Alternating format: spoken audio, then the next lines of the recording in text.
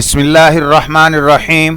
عزیز طلبہ و طالبات، آج کا ہمارا لیکچر ہے سبق نمبر 5، شاخوں پر جلے ہوئے بسیرے۔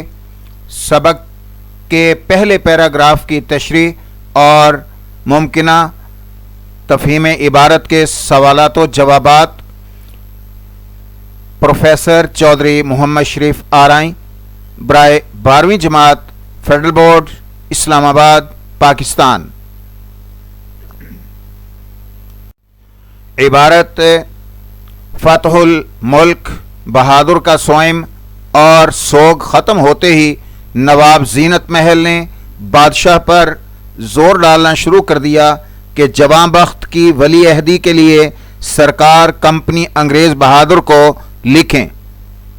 یہ پیراگراف یہ سبق کا پہلا پیراگراف ہے اور یہ مکمل پیراگراف پہلا، اور اسی میں سے اس کی تشریح، اسی پیراگراف کی تشریح اور اسی پیراگراف میں سے تفہیم عبارت کے حوالے سے تمام ممکنہ سوالات بنا کر ان کے جوابات حاضر خدمت ہیں۔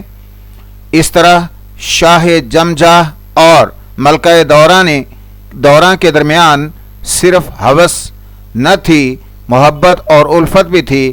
اس پیراگراف اس باعث بادشاہ کے لیے ممکن نہ تھا کہ وہ زینت محل کی بات کو بالکل نظر انداز کر دیں۔ یہ پیراگراف ہے اور اب اس پیراگراف کے اقتباس کی تشریح حاضر خدمت ہے۔ یہ پیراگراف شاخوں پر جلے ہوئے بسیرے کا نقطۂ آغاز ہے، اور یہ نہ صرف اس ناول کے مرکزی کرداروں کی ذہنی اور جذباتی حالت کو پیش کرتا ہے بلکہ آنے والے واقعات کی بنیاد بھی رکھتا ہے۔ یہ پیراگراف بظاہر ولی عہدی کے معاملے کی بات کرتا ہے، لیکن در حقیقت یہ بادشاہ بہادر شاہ ظفر اور ان کی ملکہ زینت محل کے پیچیدہ، گہرے اور انسانی رشتوں کی عکاسی کرتا ہے۔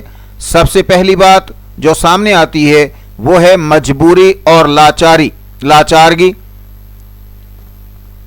بادشاہ جو ایک وسیع سلطنت کا نام نہاد مالک ہے، اپنے ہی ولی عہد کے لیے انگریزوں کی اجازت کا محتاج ہے۔ یہاں سرکار کمپنی انگریز بہادر کا تذکرہ اس وقت کی حقیقی صورتحال کو بیان کرتا ہے، جہاں مغل بادشاہ محض نام کا بادشاہ رہ گیا تھا اور اصل طاقت ایسٹ انڈیا کمپنی کے ہاتھوں میں تھی۔ یہ صورتحال اس شعر کی یاد دلاتی ہے: نہ تھا کچھ تو خدا تھا، کچھ نہ ہوتا تو خدا ہوتا، ڈبویا مجھ کو ہونے نے، نہ ہوتا میں تو کیا ہوتا۔ یہاں بادشاہ کا وجود ایک طرح کی بے بسی اور بے اختیاری کا شکار ہے۔ بادشاہ کی لاچاری محض سیاسی نہیں بلکہ ذاتی بھی ہے۔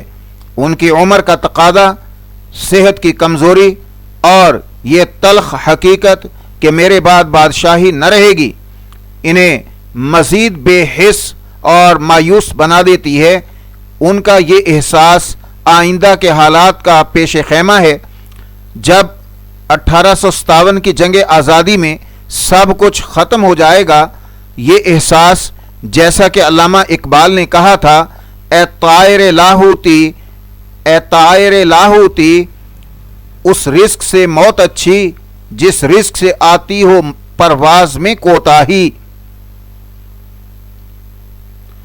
اس سے بادشاہ کی اس خواہش کا اظہار ہوتا ہے کہ وہ اس نام نہاد حکمرانی سے زیادہ حقیقی آزادی کو ترجیح دیتے۔ دوسرا اہم پہلو محبت اور رشتے کی گہرائی ہے جو بادشاہ اور زینت محل کے درمیان موجود ہے۔ یہ پیراگراف محض ایک سیاسی درخواست نہیں بلکہ ایک محبت بھری ضد کی کہانی سناتا ہے۔ زینت محل کی محبت بادشاہ کو مجبور کر رہی ہے۔ یہ محبت کس طرح پروان چڑھی؟ مصنف اس کی تشریح کرتے ہوئے بتاتے ہیں کہ شروع میں زینت محل کے لیے یہ ایک الجھن تھی۔ 70 سالہ بادشاہ کے ساتھ زندگی گزارنا ان کے لیے ایک غیر یقینی صورتحال تھی۔ یہ ایک معاشرتی حقیقت بھی تھی کہ اس دور میں عمر رسیدہ بادشاہوں سے کم عمر لڑکیوں کی شادیاں عام تھیں اور یہ زیادہ تر سیاسی اور سماجی وجوہات کی بنا پر ہوتی تھیں۔ تاہم یہ پیراگراف اس رشتے کو محض منہ دیکھے گی یا غرض مندانہ محبت سے بلند کرتا ہے۔ بادشاہ کی خوش خلقی، نرم خوئی اور شائستگی نے زینت محل کے دل میں جگہ بنائی۔ یہ وہ اندرونی خوبیاں تھیں جنہوں نے ظاہری ٹھاٹھ باٹ سے بڑھ کر اس رشتے کو ایک معنی اور گہرائی دی۔ اس محبت کا نتیجہ یہ نکلا کہ ان کے درمیان صرف ہوس نہیں تھی بلکہ محبت اور الفت بھی تھی۔ یہ نقطہ اس ناول کے لیے بہت اہم ہے کیونکہ یہ ان دونوں کرداروں کو محض تاریخی شخصیات کے طور پر نہیں بلکہ گوشت پوست کے انسانی جذبوں کے حامل افراد کے طور پر پیش کرتا ہے۔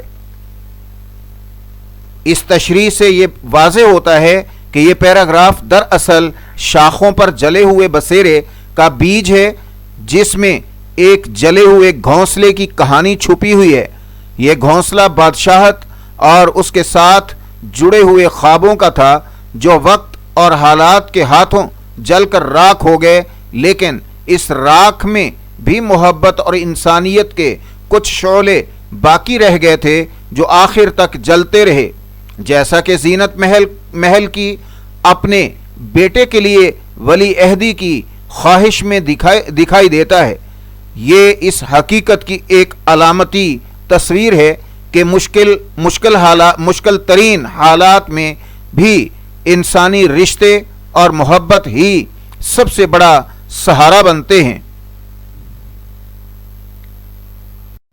عزیز طلبہ طالبات اور ناظرین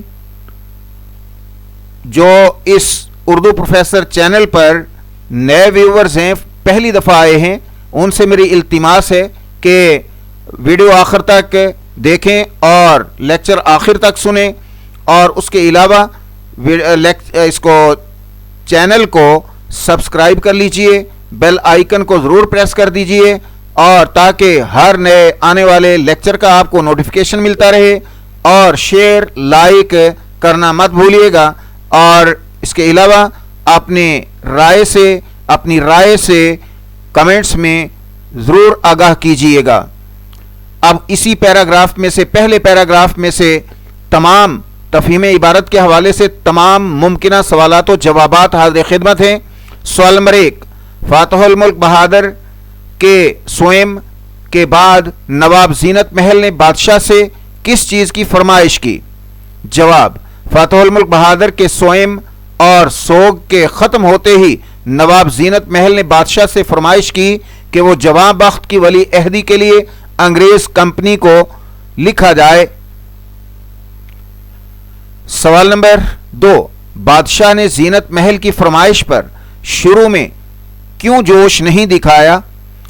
جواب، بادشاہ نے زینت محل کی فرمائش پر کئی وجوہات کی بنا پر شروع میں جوش نہیں دکھایا۔ پہلی وجہ ان کی اپنی زیادہ عمر تھی، دوسری وجہ صحت اور ہمت کی کمزوری، اور تیسری وجہ یہ یقین تھا کہ ان کے بعد بادشاہی ختم ہو جائے گی۔ سوال نمبر 3، نواب زینت محل کو بادشاہ سے محبت کیوں ہوئی؟ جواب، شروع میں نواب زینت محل کو بادشاہ سے اس لیے محبت نہ تھی کہ ان کی عمر 70 سال کے لگ بھگ تھی، لیکن جب انہوں نے قلعے کا ٹھاٹھ باٹھ اور خاص طور پر بادشاہ کی خوش خلقی، نرم خوئی اور شائستگی دیکھی تو آہستہ آہستہ ان کا دل بادشاہ کی طرف مائل ہو گیا اور انہیں ان سے یک گنا محبت ہو گئی۔ سوال نمبر 4، اس پیراگراف کے مطابق بادشاہ اور زینت محل کے رشتے کی بنیاد کیا تھی؟ جواب، اس پیراگراف کے مطابق بادشاہ اور زینت محل کے درمیان صرف ہوس کا رشتہ نہیں تھا بلکہ اس میں محبت اور الفت بھی شامل تھی۔ Urdu professor YouTube channel Urdu lecture series کے آج کے لیکچر کے ساتھ اردو پروفیسر یوٹیوب چینل سے پروفیسر چودھری محمد شریف آرائیں آپ سے اجازت چاہتے ہیں۔ دیکھتے رہیے اردو پروفیسر यूट्यूब चैनल को शेयर, लाइक और सब्सक्राइब करना मत भूलें। घंटी के निशान को भी ज़रूर दबाएं ताकि हर नए लेक्चर से आपको आगाही मिलती रहे। शुक्रिया। अल्लाह हाफिज़।